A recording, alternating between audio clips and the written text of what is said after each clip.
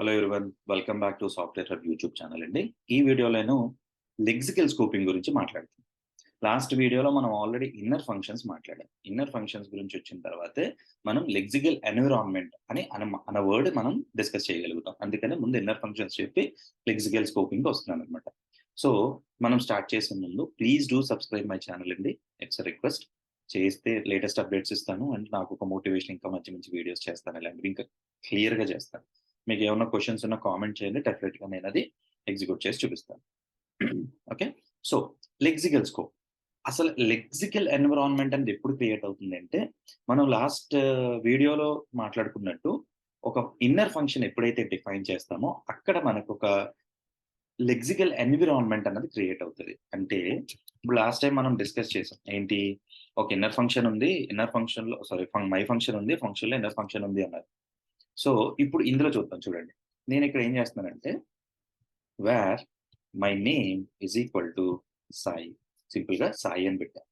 ఇప్పుడు console.log of my name, ఓకేనా, my name ఇక్కడ ప్రింట్ చేశాను అండ్ బయటకు వచ్చి మై ఫంక్షన్ ఎగ్జిక్యూట్ చేస్తుంది.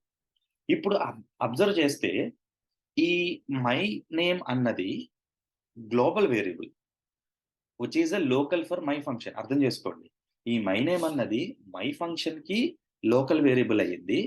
ఇన్నర్ ఫంక్షన్ లో నాకేం లోకల్ వేరియబుల్ లేదు.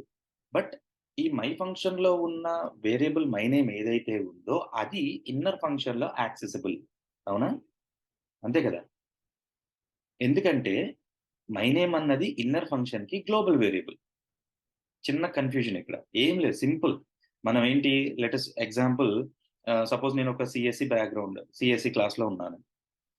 ఓకే, నా పేరు సాయి, లేకపోతే ఇలా చెప్తాం.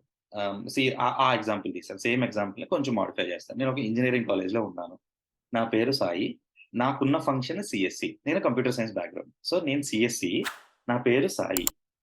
ఓకే, ఇప్పుడు నా కాలేజ్ ఏ అనుకోండి, కాలేజ్ బియోడ్ వచ్చి ఏ అని అడిగితే ఇస్తుంది, అవ్వదు కదా, ఎందుకంటే ఫాల్స్ అక్కడ లేడు.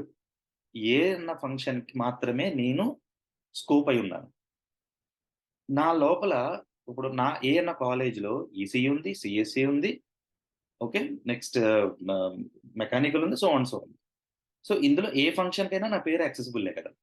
నేను ఏ క్లాస్ కన్నా వెళ్ళొచ్చు, సిఎస్సికి వెళ్ళొచ్చు, సిఎస్సి ఉంది కాబట్టి సిఎస్సి నుంచి నేను ఏంటంటారు ఈసీకి వెళ్ళొచ్చు, ఈసీ నుంచి సిఎస్సి ట్రిపుల్కి వెళ్ళొచ్చు, ట్రిపుల్ నుంచి మెకానికల్కి వెళ్ళొచ్చు. Simple exam. ఎక్కువ స్ట్రెస్ పెట్టుకోకండి, ఇందులో చాలా సింపుల్. ఇది ఇక్కడ ఏమవుతుందంటే ఒక మై ఫంక్షన్ అని ఒక ఫంక్షన్ క్రియేట్ చేసి అందులో ఒక వేరియబుల్ క్రియేట్ చేసాం విచ్ ఈజ్ ఎ ప్రైవేట్, అంటే local variable for my function. అంతే కదా. ఈ మై నేమ్ ని బయట ఎగ్జిక్యూట్ చేయలేదు, ఎందుకంటే ఆల్రెడీ మన ప్రీవియస్ వీడియోస్ లో చూసాం. ఇప్పుడు ఇందులో నేను ఒక ఇన్నర్ ఫంక్షన్ ని క్రియేట్ చేసి ఇన్నర్ ఫంక్షన్ లో మై నేమ్ వాడుకోవచ్చు. ఎందుకని, దీని లోకల్ స్కోప్ ఇన్నర్ ఫంక్షన్ కి global scope.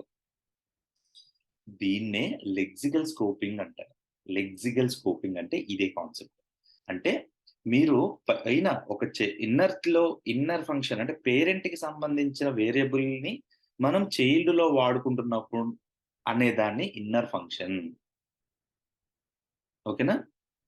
So inner function కి అవుటర్ ఫంక్షన్ లో ఉన్న వేరియబుల్ యాక్సెసిబుల్ కాబట్టి దీన్ని which is a parent my function అన్నది కాబట్టి దీన్ని లెక్సికల్ స్కోప్ అంటారు. సో ఒక్కసారి రన్ చేసి చూద్దాం, ఎందుకంటే మంచిది. రిఫ్రెష్. చూసారా, సాయి వచ్చింది, ఇన్నర్ ఫంక్షన్ వచ్చింది, సాయి వచ్చింది. సో అంటే ఈ మై నేమ్ అన్న దాన్ని నేను ఇన్నర్ ఫంక్షన్ లో వాడగలుగుతున్నాను. That is what lexical scope. Okay, అర్థమైందా? సో ఇది మెయిన్, ఇక్కడ ఉంది లెక్సికల్ స్కోపింగ్ అని. హోప్ మీకు ఈ కాన్సెప్ట్ అర్థమై ఉంటే కనుక ప్లీజ్ డూ సబ్స్క్రైబ్ అండి. నెక్స్ట్ దాంట్లో నేను క్లోజర్ డిస్కస్ చేస్తాను. క్లోజర్ అన్నది ఇంపార్టెంట్. Okay, thank you.